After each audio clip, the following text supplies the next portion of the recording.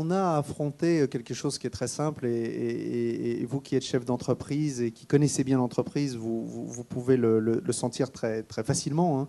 Mécaniquement, quoi que nous fassions, même si nous sommes très performants, nous perdrons à horizon de 5 ans, nous perdons à horizon de 5 ans à peu près 10 à 15% de notre chiffre d'affaires qui disparaît mécaniquement du fait de la numérisation, de la digitalisation, des téléchargements de musique, de vidéos, de livres demain.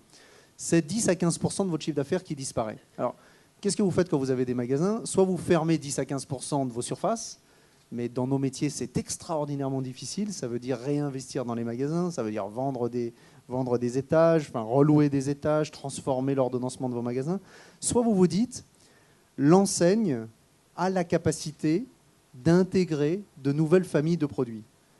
Au fond, elle a fonctionné au cours des 15 dernières années sur un mix produit, des produits culturels et des produits technologiques, mais elle a la capacité d'en absorber de nouvelles.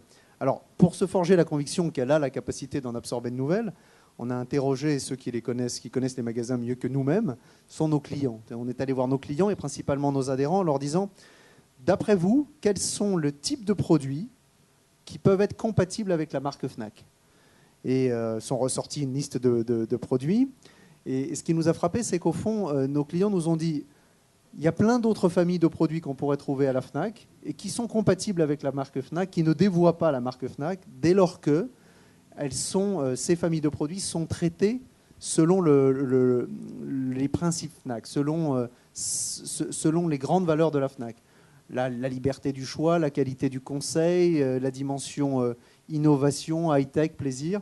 Et c'est ça qui nous a conduit à lancer depuis 9 mois à la fois des offres dans le domaine du petit électroménager, design et tendance, domaine aussi autour de l'enfant, du jeu et du jouet ludo-éducatif, et qui nous conduira demain à introduire de nouvelles familles de produits.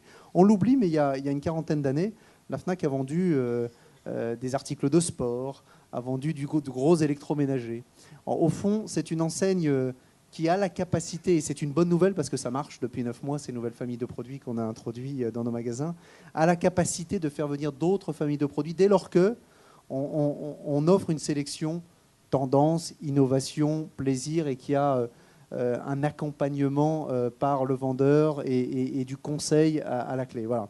Et au fond, une des bonnes nouvelles des derniers mois, c'est qu'on se rend compte que ça fonctionne. C'est une très bonne nouvelle parce que si nos clients étaient totalement hostiles à toute novation dans notre offre de produits, on serait face à une équation encore plus compliquée qu'elle n'est. Au contraire, on a la capacité à élargir assez facilement les gammes de produits qu'on trouve dans nos magasins.